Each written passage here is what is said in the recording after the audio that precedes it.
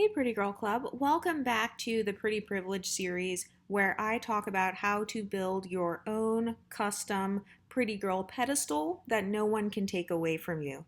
That's right. Don't wait around for other people to give you pretty privilege. You can actually learn how to give pretty privilege to yourself. And so I'm going to start off by talking about a few of the ways that I started to give pretty privilege to myself.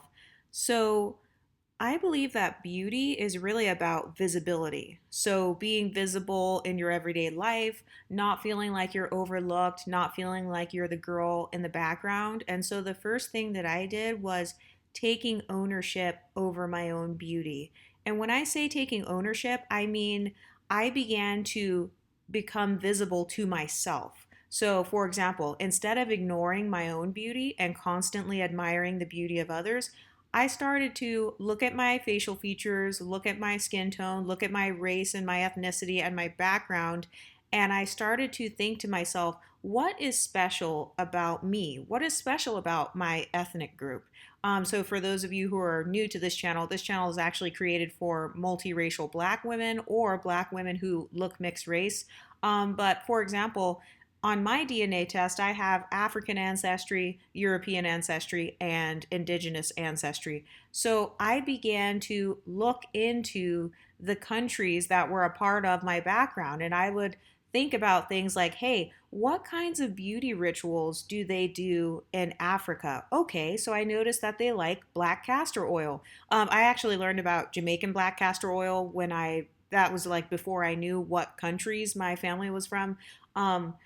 But I started to look at the beauty of my ethnic background. So I would look into what beauty rituals they were doing. I learned about things like the chebe powder. That is something that is used in Africa.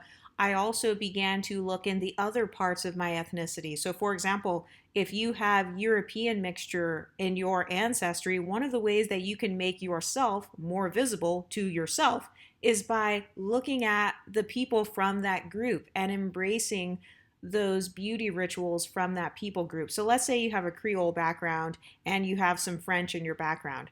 Okay, is there anything in particular when it comes to French beauty rituals? Is there anything that you can think of that maybe you can begin to incorporate into your everyday look? When I think of like French women, I tend to think of red lipstick and kind of like very clear, smooth skin. I tend to think of more of this effortless beauty. And so, is there a way that you can begin to cultivate effortless beauty within yourself? That was one of the main ways that I started to gain my own sense of pretty privilege and having a pretty girl pedestal. It was to see the beauty in myself by looking at the beauty rituals from my actual ancestors. For those of you who have an indigenous background, maybe you can incorporate some native tribal print jewelry into your wardrobe, or maybe you can wear one of those cute little headbands or like a headpiece that reminds you of your ancestors. I know that in some indigenous cultures they wear like these little head wraps and head scarves. I'll try to find pictures of them, but in America they have this bandana trend where you wear like this kind of this silky bandana. And so the silky bandanas actually remind me of my indigenous ancestry. So that's one of the ways that I am embracing my beauty, taking ownership over my beauty, and also I'm celebrating my uniqueness. So when other girls wear a silky bandana, they're just thinking of it as a bandana. But I think of it as a reminder of my beautiful ancestors and the beautiful women of color who came together to create me, the beautiful people of color who came together to create my family bloodline. So that's what I mean when I say building your own unique beauty pedestal, because that's not something anyone can take away from you. When you walk down the street, people don't necessarily know that you're wearing that bandana because it reminds you of your ancestors, but you know that you're wearing it because it reminds you of your ancestors. And so that's the first step to building a beauty pedestal, or at least it was for me. It was recognizing my own beauty, making myself visible to myself first, and embracing the uniqueness about myself, and then experimenting with it. So another thing I like to do is I like to try different makeup looks every single day. And I was talking about this in the Discord. By the way, be sure to join the Patreon if you haven't already. We've got a Discord group in there. If you don't want to join that, I've also got a members page here on YouTube. But I was talking about in the Discord how whenever I go on my daily hikes, I actually try a new makeup look. Yes, I wear makeup when I go on hikes. And a part of the reason that I do that is because the way that I view beauty is something that can be created. Beauty is something it's not necessarily inherent. Like you can create beauty out of scratch. And so the way that I view makeup is a way to create beauty. Fashion, that's a way to create beauty. How I do my hair, that's a way to create beauty. And so before I go on my hikes, I like to practice with my makeup, and I do it when I'm just walking, like when I'm not actually going to an event or anything. So that way, if I decide like, oh no, this look is not very cute on me, it's okay because I wasn't technically going anywhere. I was just going on a walk. And so that is a tip that I've been using for a long time now. So today I was thinking about like mermaids and like seafoam today. I don't know if it's because the weather is getting warmer or what, but for whatever reason, I was just feeling kind of like these water vibes, kind of like ocean vibes. And my mom just got me this new eyeshadow and it has blue and green in it. And so I am one of those people who used to believe that like you can't wear blue eyeshadow because that is so from the 80s and like it's going to make you look horrible. So anyway, today I decided to experiment and I put a little bit of blue on my eyelid and I also put a little bit of that seafoam green because it just reminded me of like a mermaid or something. And that was my way of cultivating my own beauty pedestal. I was making myself visible by looking in the mirror at myself and valuing myself enough to use my face as like this beautiful work of art. And so even though I knew that my makeup was going to melt off when I was like hiking up a mountain, that is not the important part because I think that one of the mistakes that a lot of women make when it comes to their beauty is only seeing themselves through the eyes of others or only trying to be beautiful so they can impress others. But I feel like the psychology of beauty goes deeper than that. The psychology of cultivating beauty is really about cultivating self-esteem and an appreciation for your own features, an appreciation for your ethnic background, an appreciation for your body type, for your hair texture, and just for the beautiful creation you are. The way that I like to think of myself is I am a pretty princess. Sometimes I will pretend that I'm some other creature. So like today I was kind of pretending that I was like a mermaid or something. So that's why I did kind of this eyeshadow look. And I like to think of myself that way because it helps me to stop living vicariously through others. So sometimes it's fun to live vicariously through other people, like if you're listening to a song or if you're watching a movie, but I try to live vicariously through myself, if that makes sense. I try to make myself my own muse. And so instead of me constantly looking to others like, oh, this girl in the movie is so pretty, or look at this actress over here, she looks so pretty. Instead of constantly externalizing my beauty compliments, I'm trying to internalize my beauty compliments by pretending that I am the mermaid or like I'm Aphrodite or something and doing the seafoam eyeshadow on myself. So even if nobody else notices the eyeshadow, even if nobody compliments it, I'm still practicing visibility and I'm practicing building a beauty pedestal for myself. Because think about it, why do you want to be beautiful? Like outside of just impressing other people, why do you want to be beautiful? Because for me, part of why I want to be beautiful on the outside is because that contributes to me feeling beautiful on the inside. Why do people put on makeup? Why do people do their hair? It's because they like to feel beautiful. And so me pretending like I'm a little mermaid or something and me having fun playing with my eyeshadow, that makes me feel beautiful because I'm making myself the main character. I'm making myself into a star instead of waiting for someone else to bestow the blessed pretty privilege upon me. And one thing that I've learned is that the more that I practice this self pretty privilege, the more that other people will begin to notice my beauty. Because remember, a part of having beauty is being unique. And so if I'm walking around with my indigenous bandana on, or I'm walking around with my beautiful tribal print on, or a beautiful African head wrap or something, that is increasing my uniqueness and therefore a side effect is it will increase my visibility. So yes, you are more likely to get compliments when you look different from everybody else. Another thing that I like to do to celebrate my own beauty is I like to pinpoint which features are tied to which ethnicity. So for example, I like to look at my nose and say, wow, this is tied to my African American heritage. I love this part of myself because it reminds me of, and then I might start thinking about, some beautiful African American celebrity. Or same thing, let's say you have native ancestry and you have very high cheekbones and maybe it kind of looks like Pocahontas or something. You can begin to remind yourself of how those cheekbones come from the people of your ethnic background. I know that this is not going to work for everyone because there are some people who they don't necessarily want to look like their ethnic background, and that's okay. I also don't shame those women either because I believe that at the end of the day, it is still your body and you have ownership and autonomy over your own beauty. And so just because you were born a certain way, it doesn't mean you have to spend the rest of your life looking that same way. I've got people on this channel who are LGBT, they're transitioning from man to woman. So you should do whatever makes you feel the most beautiful. But the way that I like to look at it is I will try things the natural way first. Like when it comes to building my own beauty pedestal, I will try things the natural way first, and then the second step will be doing some sort of beauty enhancements like natural, non-invasive.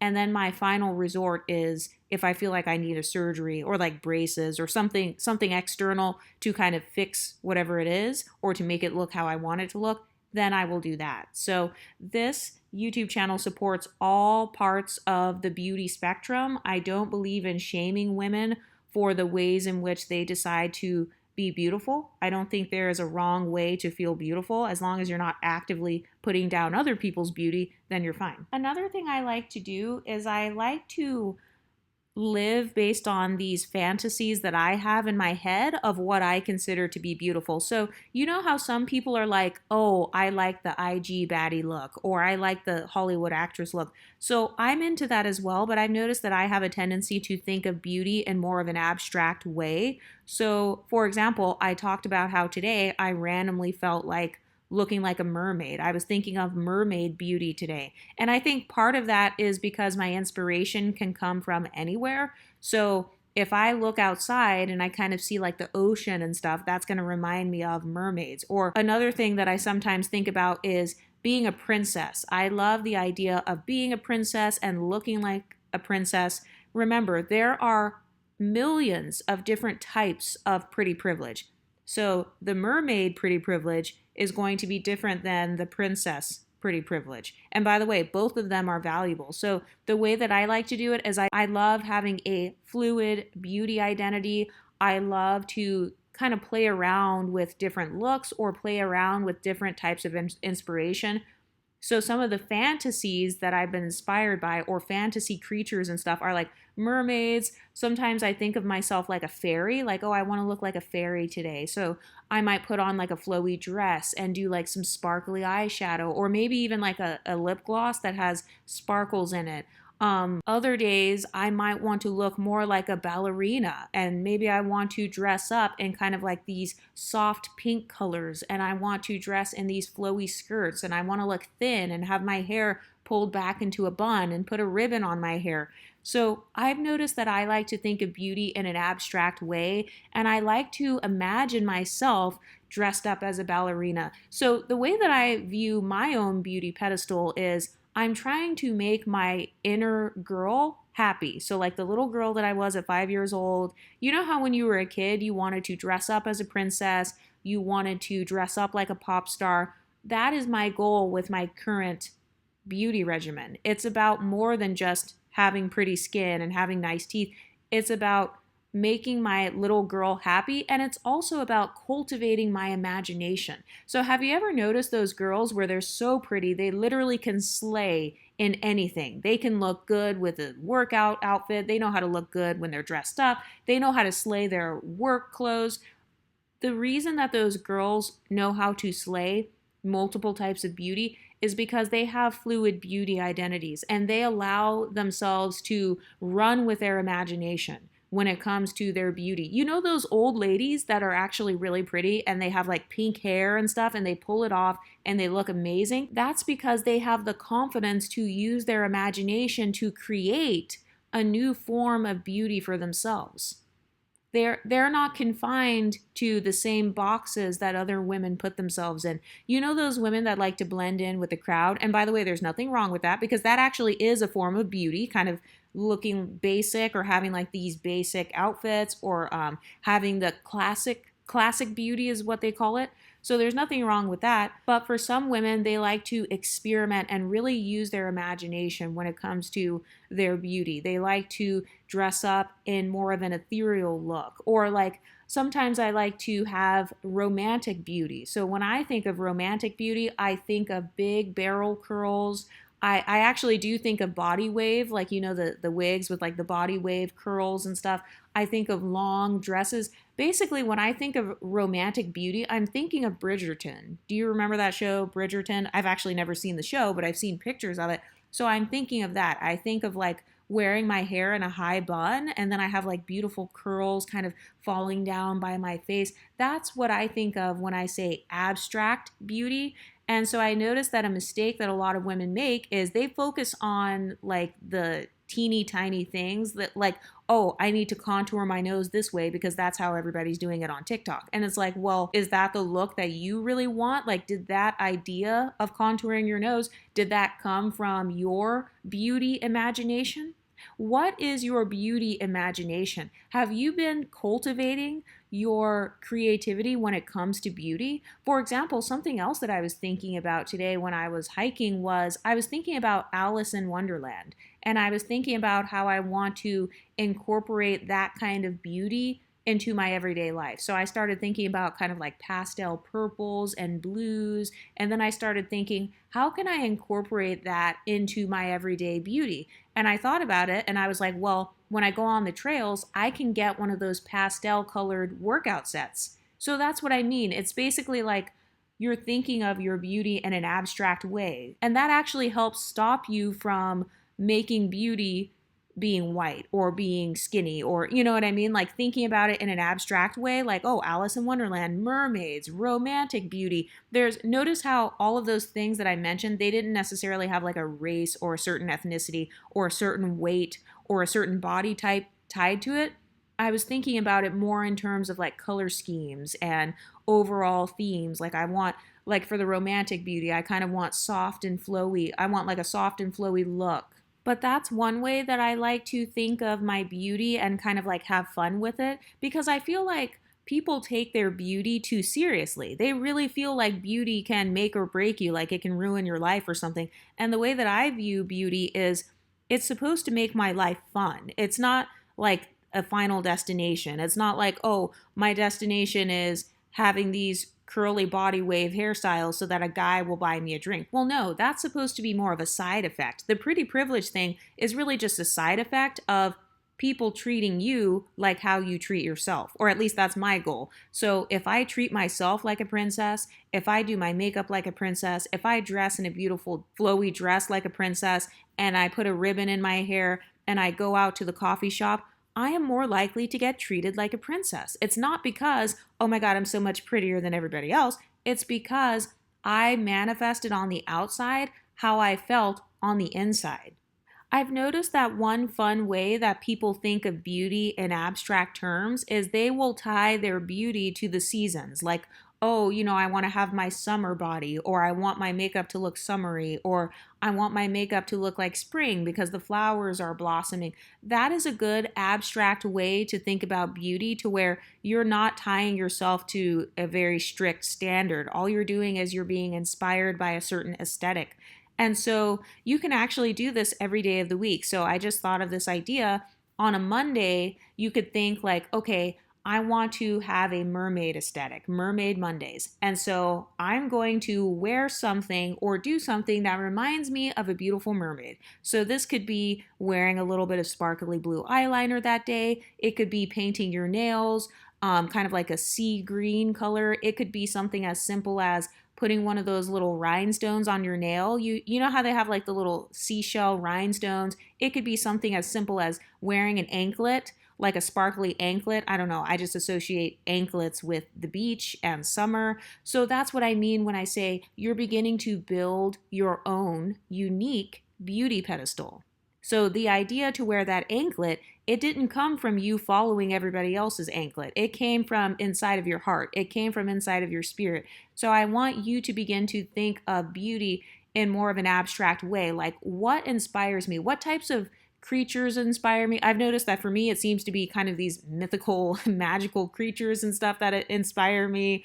So even like angelic, like angels, that kind of inspires me. Like having an angelic beauty. How can I incorporate angelic beauty into my jewelry today? Okay, let me wear this little fake diamond bracelet. Oh, let me wear kind of a frosty eyeshadow, like the white eyeshadow that looks really pretty. Why don't I do that? That kind of looks angelic. Actually, I have a sparkly headband and it kind of reminds me of a halo. So why don't I put that on today?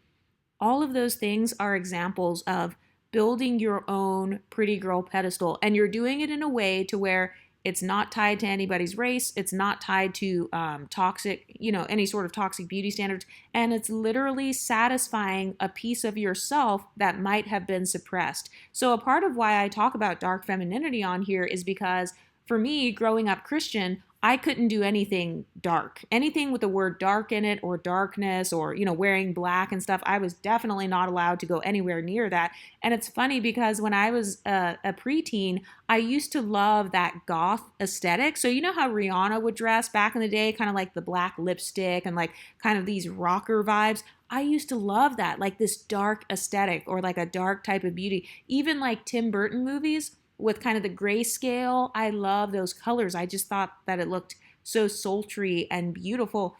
But that part of myself was suppressed when I was a child because it was associated with like demonic stuff or like bad stuff. And so I was never able to express my version of dark femininity. So when I use terms like dark femininity, that is actually a part of my fluid beauty standards. So yes, there are going to be some days where I want to wear black lipstick. I actually love black nail polish as well. I like to wear, you guys know that I love synthetic wigs and ponytails and all that stuff.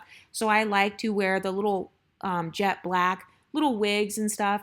And that is how I am building my own unique beauty pedestal for myself that nobody can replicate, because my beauty that I am manifesting for myself, it's not based just on Instagram. It's not just based on Hollywood. I'm not just a carbon copy and following what everybody else is doing. My beauty identity is coming from what's in my heart. But you can make it like a little fun challenge for yourself. So you can have Mermaid Mondays, you can have Tea Party Tuesdays. That's something I just thought of right now because I think tea parties and kind of that tea party aesthetic of like those beautiful flower dresses. I don't know if you've ever seen the women that go to these like expensive tea parties where it almost looks like they're going to a church or something. They wear like white and they might have a big, beautiful hat on and like these floral print dresses. So even that, like I'm getting inspired just thinking about that right now. Like, how can I make myself look like I'm going to a tea party today? Do I have a floral print shirt that I can wear, or do I have a little flower that I can put in my actual hair? Like, you know how they have those little bobby pins and stuff that have little flowers on them, or they even have like little earrings that are like flowers. So maybe you're into that. Do I have like a little charm bracelet or something with little flowers on it that will remind me of a tea party? Can I wear some light green eyeshadow that reminds me of matcha tea? So that's what I mean when I say you're thinking of beauty in an abstract way and you're doing it in a way that's fun, and that way you're not putting any pressure on yourself, you're not trying to look like somebody else, you're not like, oh crap, I need to lose 80 pounds. No, because you're not putting a certain weight or body type on that beauty standard. You're thinking of it in more of an abstract way, and then you're basically inspiring yourself, and then that's how you're able to come up with ideas. It's more so based on colors and vibes. So one of the things I like to do actually is in the fall, I start thinking more about the fall colors, like, the colors of the leaves, how they're like orange and stuff. So I noticed that is something that really inspires me, and it makes me like, hey, let me try to wear like a little burnt orange lipstick, or let me put on some rust colored stockings or like some boots or something, because that's going to make me feel like I'm very into the fall vibes. I've noticed that in the fall I also like to do more caramel highlights because I'm thinking about like kind of the brown colors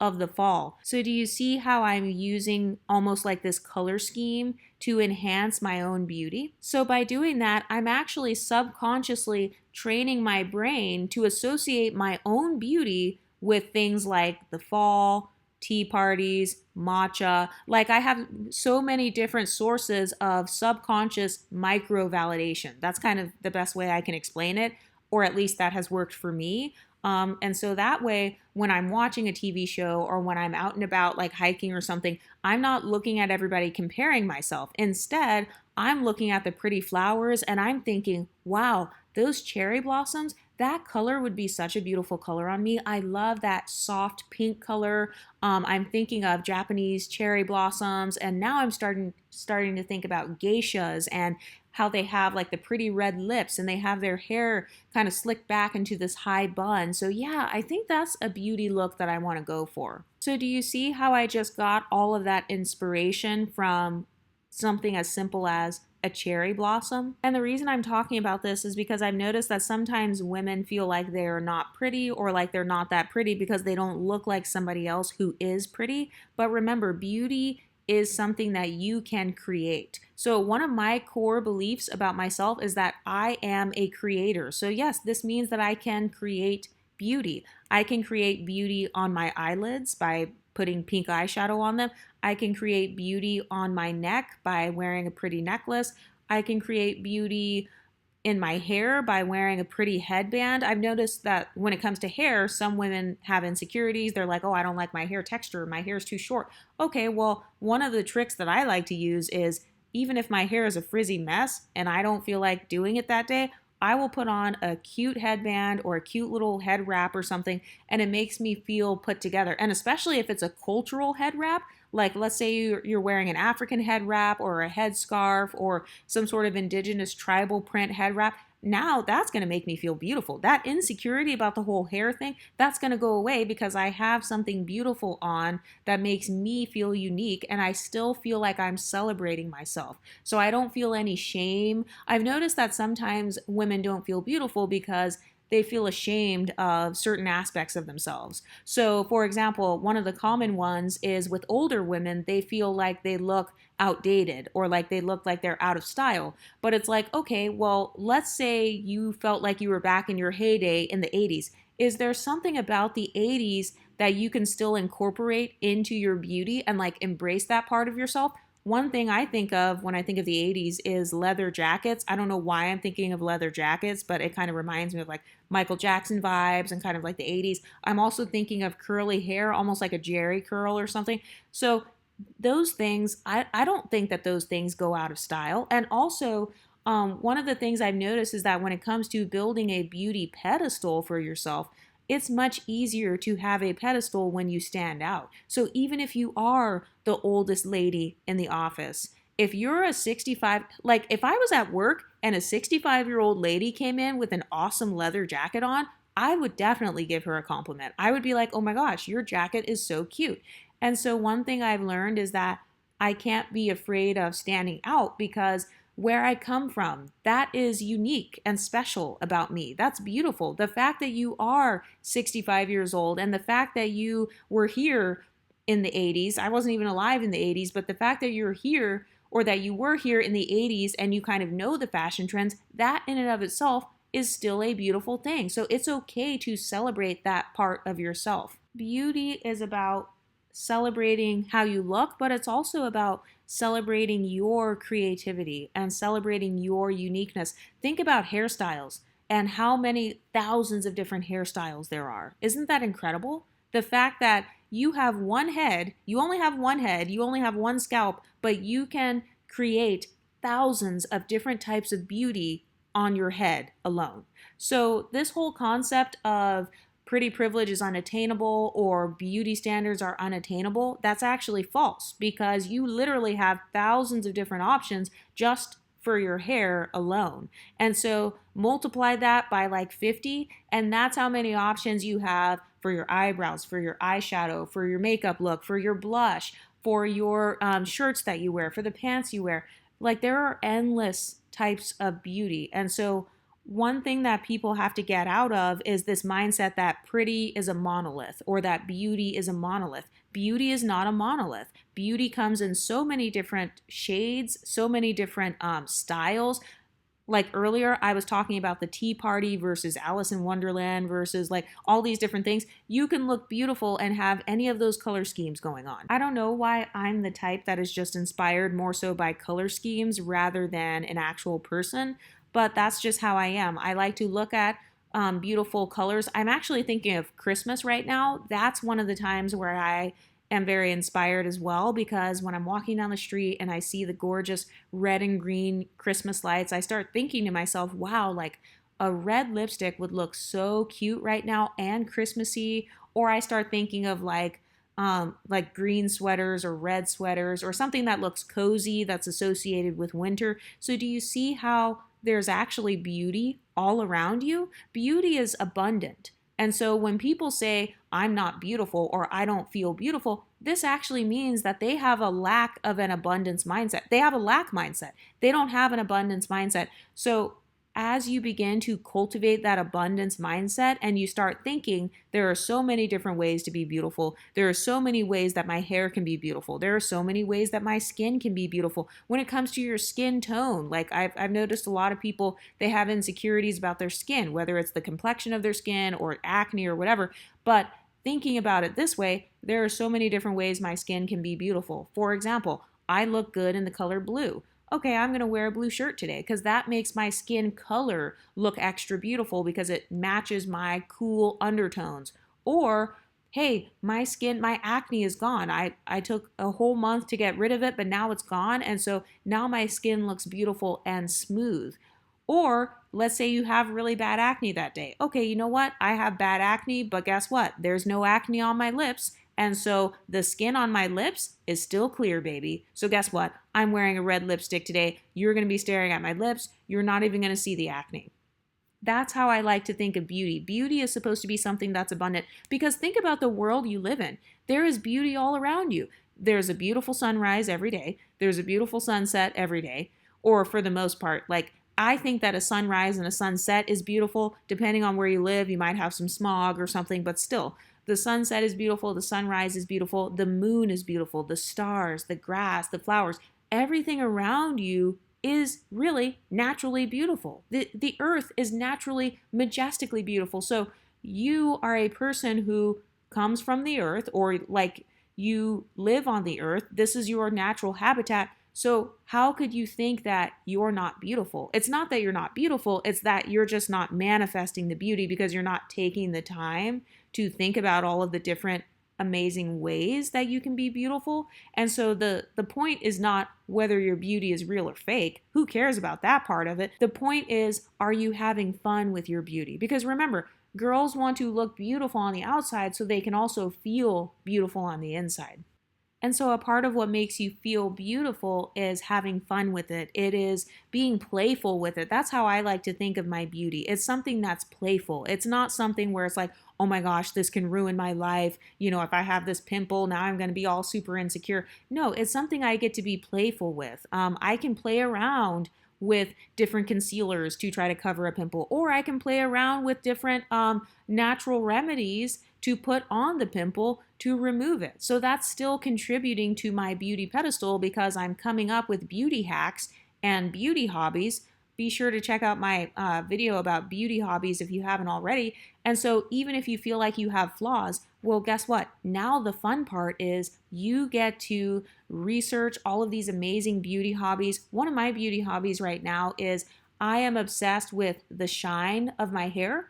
So for those of you who are in the Patreon and the Discord, you guys know that I am doing my curly hair journey right now. I'm on a curl training journey and kind of like a hair growth journey because summer's coming up. I'm going to be swimming and stuff. So I've noticed that I have a lot of fun trying to figure out different ways that I can make my hair more shiny. So right now I actually have my little pre-poo treatment in. Well, it's not really a pre-poo treatment. It's actually just olive oil. So whenever it's the day before I do my wash day, I wash my hair a couple times a week. Whenever it's the day before, I try to drench my hair in olive oil because I've noticed that when I wash out the olive oil, my hair just kind of becomes stronger over time. It becomes naturally more shiny over time. And that's one of my beauty hobbies. And so, a question I want to ask you is, what are your favorite beauty hobbies? Do you like doing different things to your hair? Do you like playing around with your makeup? Do you like doing lip scrubs? Are you one of those people that like gets the sugar and then the lemon and then you like start scrubbing your lips?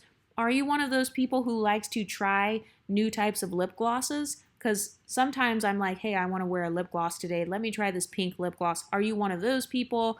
Are you a girly that's into nails and doing pedicures and stuff? Do you like lashes? I was actually just thinking earlier, I want to try bottom lashes. I've never worn bottom lashes in my entire life, but I've noticed that lately I've been into doing eyeshadow on the bottom lid, like by my lash line, or even eyeliner down there. I've just been into that look lately. And so I actually want to try bottom lashes. By the way, please comment if you've ever tried them. Do you like them? How are they? Are they annoying? But you want to ask yourself, what types of beauty hobbies have I always wanted to try? Because it's not just about the beauty in and of itself, it's about living a soft life. So I know that for me, when I think about the times in my life when it was the softest, it was when my mind was thinking about beauty, and basically when I'm thinking about more lighthearted things, that's when I feel like I'm living a soft life. I don't feel like I'm living a soft life if I'm thinking, oh crap, how am I going to pay the bills? Oh my God, he cheated on me again. Oh crap, I'm gaining weight. Oh my gosh, I feel like shit. That doesn't make me feel like I'm living the soft life, no matter how much money I have. And so I actually have a theory that the soft life is actually a state of mind.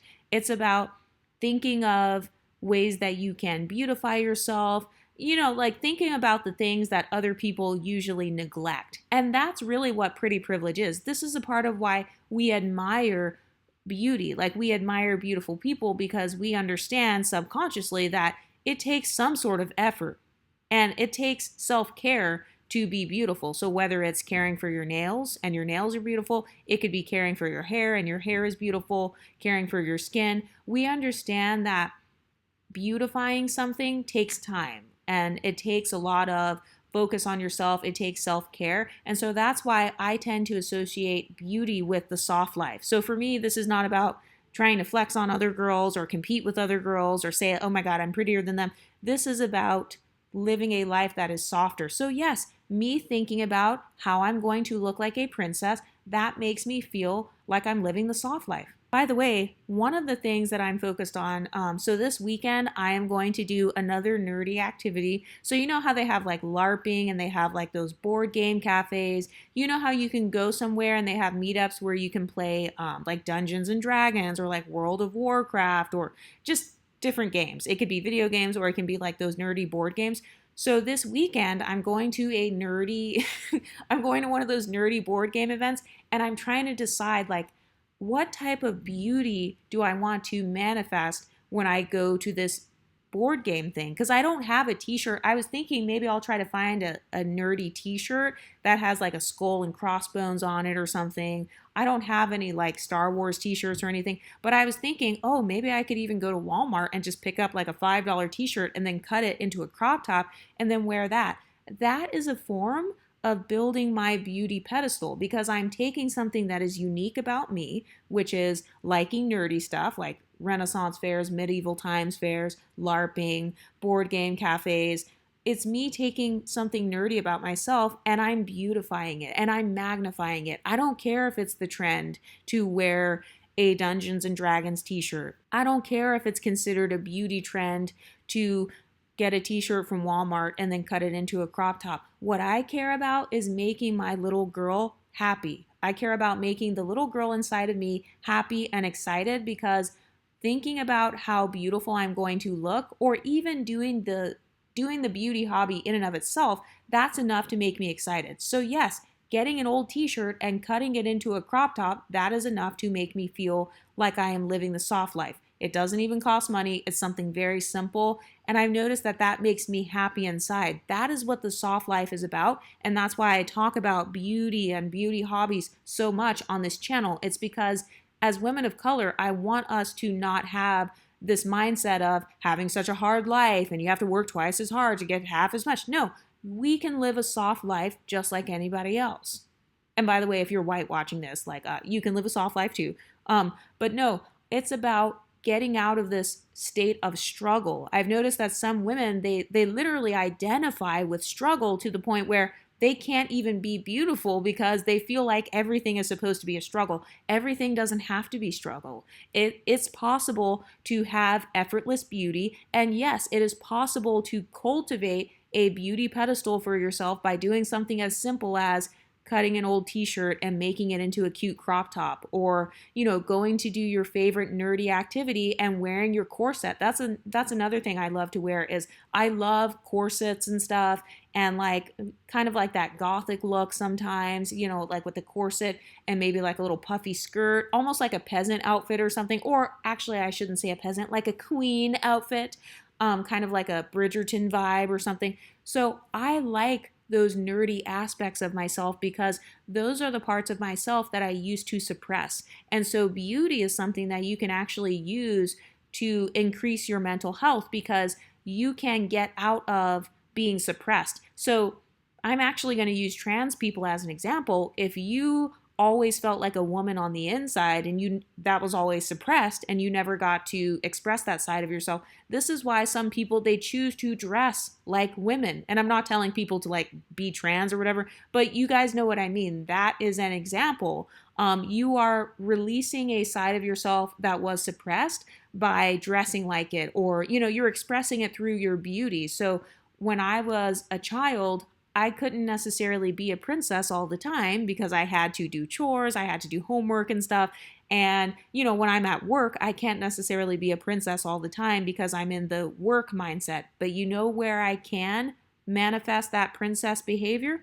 I can manifest that through my beauty. I can release that part of myself and kind of bring that part out via beauty. And so that's what this whole concept is all about. That's what this series is about. That is the core talking point of pretty privilege. It's not just about the pretty privilege. It's not just about how society reacts to you. It's about how you are reacting to yourself. And also for the women who feel like they are somehow inferior to other women. So, for example, women who say, oh, I'm underprivileged, or these other women, they get treated like they are at the top of society. Okay, well, what makes you feel like they get treated like they're at the top of society? What do you associate with being at the top of society? I know that when I think of the top class in society, I tend to think of elegance. By the way, I'm talking about beauty. I tend to think of elegance. I tend to think of classy outfits. I am thinking of button-up shirts. I'm thinking of like, so Express, that store, I don't know if it still exists, but like those silky, beautiful shirts. I'm thinking of pencil skirts and high heels and kind of like this Jackie Kennedy beauty aesthetic. So instead of me having an inferiority complex to the top class of women, whatever that means to me, how about I take that piece of my identity, I stop suppressing it, and I stop being jealous of women who are in that class, and I express that in myself by incorporating that into my beauty. So even though I may not be as rich as Olivia Pope, can I go to the thrift store and get a beautiful pea coat and look like Olivia Pope? Can I feather my hair like Olivia Pope? So that's what this is about. It's about the psychology behind the pretty privilege and building that beauty pedestal for yourself and why you're doing it. So is there anything where you've always wanted to look like that? It could be an aesthetic. It could be a certain color scheme. You guys know that I used to have a complex about the color yellow.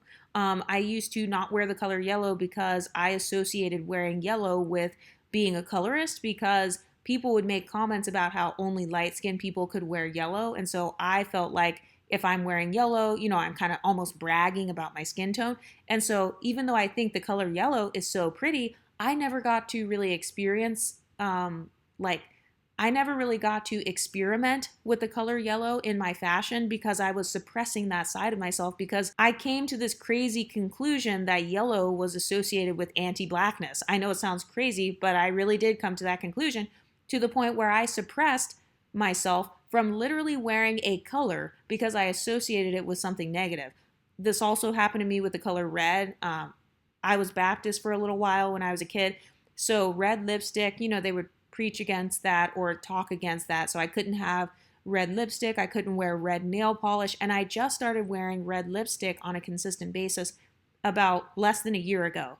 And so that's another thing I'm talking about. Are there any colors where people told you that you couldn't wear that color, maybe because of your skin tone, or people told you that like only whores wear that color? Because even for me, like black lipstick, I associated that with like being demonic or being the devil. Even though I always thought black lipstick was pretty, I didn't try wearing it for a long time because I was like, oh no, only like gothic demonic people wear black lipstick.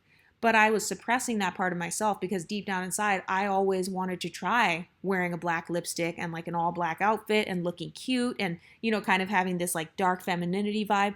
So that's another thing you can think about too. What pieces of beauty have I not allowed myself to express? So for those of you who associate your hair texture with kind of like pro-blackness or whatever, like I've heard some people say having curly hair is anti-black, or like relaxing your hair is like anti-black. So maybe you have associated that with anti-blackness, but deep down inside, that is a piece of your beauty that you wanted to experiment with.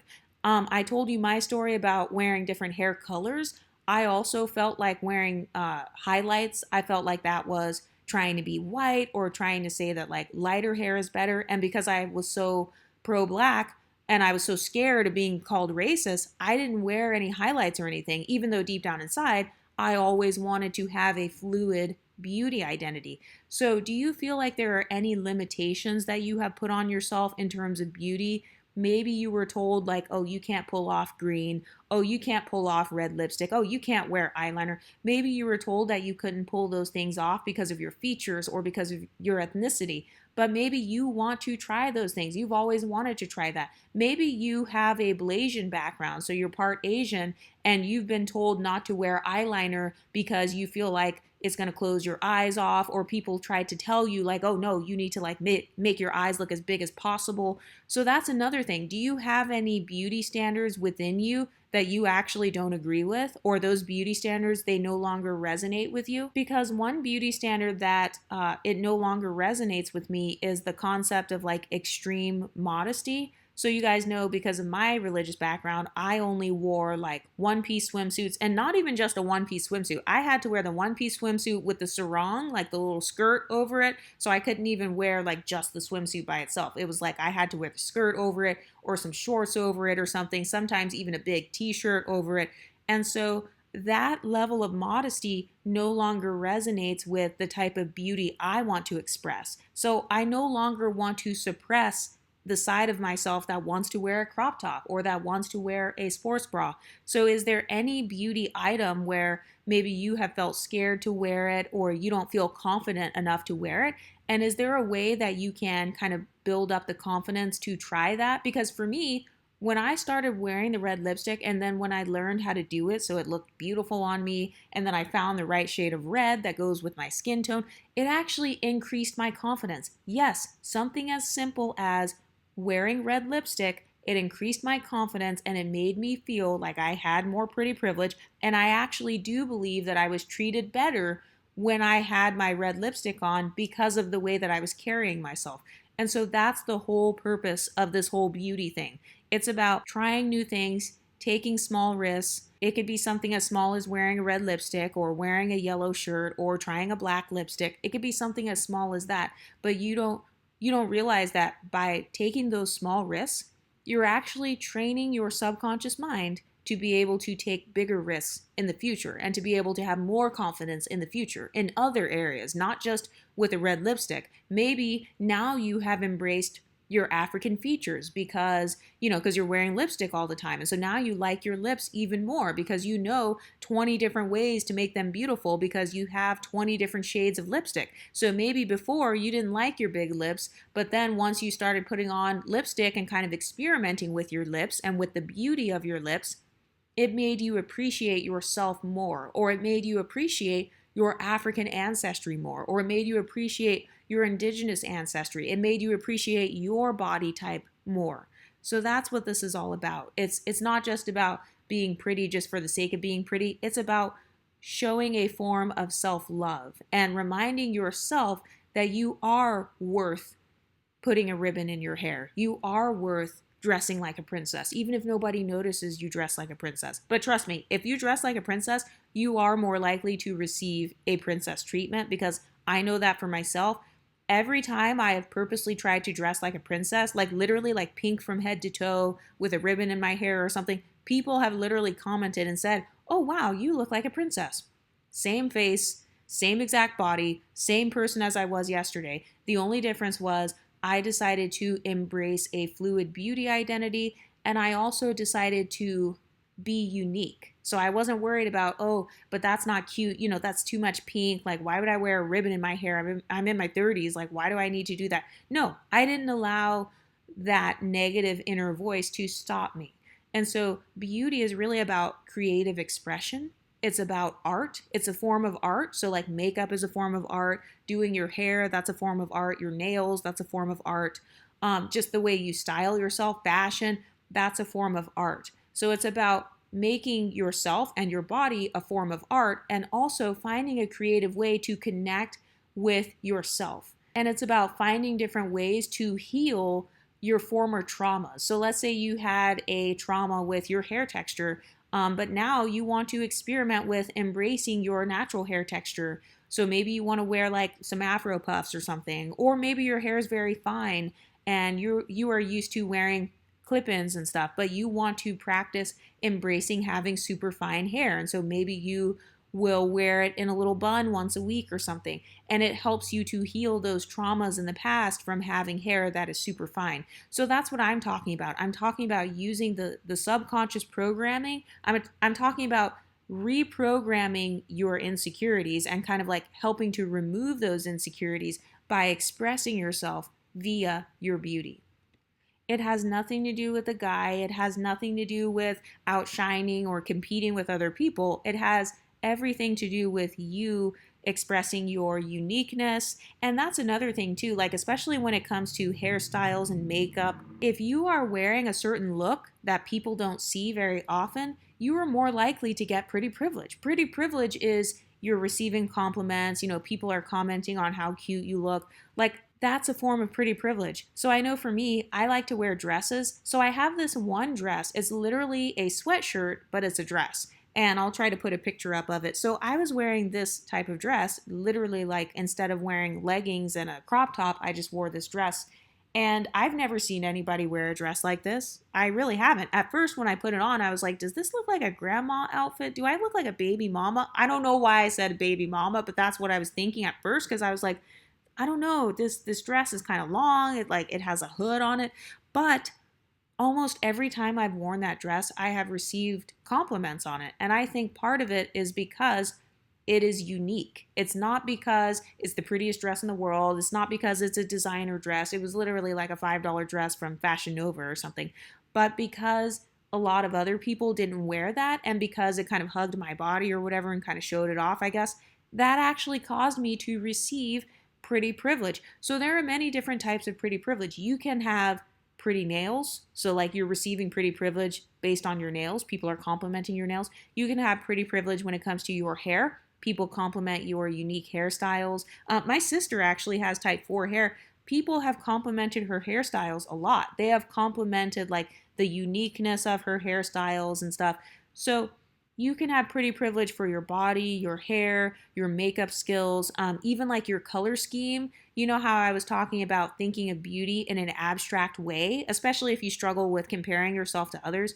I love thinking of beauty in an abstract way, like, oh, how can I have like a mermaid vibe today? And then I wear like my hair long and wavy. That's something that I've been wearing actually. So I just recently, I got one of those fake, so you know the half up, half down synthetic, like the ponytail with the little hair down in the back. So I just got one of those. It's like a loose wavy one and it goes all the way down to my butt. So I have never really worn my hair all the way down to my butt because I just haven't. I don't know. So this is a new thing for me. But because I was feeling the princess vibe, I was like, you know what? I just feel like long hair going down to my butt. It kind of reminds me of like Pocahontas or like Rapunzel or something, like some sort of princess. So you know what? I'm not going to cut my little wig thing. I'm just going to wear my hair super long. And I felt so pretty with my hair blowing in the wind when I was walking and stuff. It wasn't even about other people noticing my hair. It was about me feeling like a princess. So that's what it's about. It's about finding the princess within yourself. Or maybe you like kind of that pop star aesthetic. Because I know that I kind of like that too, kind of the 90s pop star. So when I think of a 90s pop star, I think of having two pigtails. I'm kind of thinking of Britney Spears, like having two pigtails and maybe like a matching pink top with like matching pink bottoms. That makes me feel like a pop star. Or at least if I had that outfit, that would make me feel like these pop star vibes. So it's about taking your brain out of the mindset of struggle and utilizing beauty as an escape from the struggle mindset. It's not just about having pretty privilege in society. It's about literally getting your actual brain function out of this struggle, victimhood, I'm not pretty, I'm not good enough, I'm inferior mindset. It's about opening the doors for yourself in a small way that you can control. You don't even have to spend money. You can literally go in your own closet and cut up an old t-shirt and make it into a crop top. And guess what? That symbolizes something within your brain. It symbolizes to your brain that like this is a new beginning. So this crop top, it was old and raggedy, or this t-shirt was old and raggedy before, but now it's a cute crop top that I get to wear to the gym and I'm going to feel like a baddie in this crop top. So you're sending messages to your subconscious mind with everything you do, by the way, just so you know. And also with the actions that you take, you are either affirming your beauty or you are affirming someone else's beauty and ignoring your own beauty. And so that's why I'm very big on beauty hobbies and like beauty rituals, whatever you want to call it, and also being consistent with affirming your own beauty. So yes, me cutting up my old t-shirt and making it into a crop top, it did make me feel beautiful because when I put the crop top on in the bathroom, I felt cute. I was like, oh my gosh, this looks like a cute little 80s, like bright purple and yellow little crop top. Like this is perfect for me to wear to the grocery store. So yes, it literally increased my confidence. It was a micro validation. If you haven't seen my other videos about micro validation, be sure to check those out. So micro validation means that I got rid of a tiny insecurity. So having a micro insecurity, you know how they talk about microaggressions? So having a micro insecurity, it's not bad by itself, right? But if you have hundreds or thousands of micro insecurities building up, you're going to have a whole entire inferiority complex. And so having these little beauty validations that you're doing to yourself, like, okay, I'm going to make my old shirt look cute again. I'm going to cut some holes in my jeans and make them look really fashionable. Doing all those things, that is a small way of validating your own beauty. So when you cut those holes in your jeans and it looks cute, you are reminding yourself, I have beautiful legs and beautiful hips and a beautiful shape. And so I'm very big on being mindful of how I treat myself, being mindful of the words that I say about myself, being mindful of just having self-care and having beauty hobbies instead of constantly focusing on what others have and what I don't have. And also, when I have these beauty hobbies, I do feel like I'm living the soft life because I'm not focused on struggle. For me, the soft life is really about focusing on abundance, and it's focusing on not having struggle. It is filling my head with quote unquote shallow thoughts. You know how people say you're so shallow? I actually don't think that that's always an insult because I think that part of that means that you're just carefree. It means you don't have any actual struggles. So yes, you get to think about what color am I going to paint my nails and how am I going to do my makeup, and you're just carefree. Beauty makes me feel carefree, whether it is the beauty that other people notice or whether it's just me chopping up my old t-shirt and making it fit my body again. But what do you ladies think? What are your beauty hobbies? Is there any aesthetic or color scheme that you really like? Do you like ombre hair? Do you like kind of the cherry blossom pink aesthetic? Do you like a Barbie aesthetic? Do you like to dress like a princess? Do you like to incorporate costume into your look, kind of like how I do sometimes with the corsets and the black lipstick and stuff? What do you guys think? Let me know in the comment section and I'll talk to you next time. Stay pretty, ladies.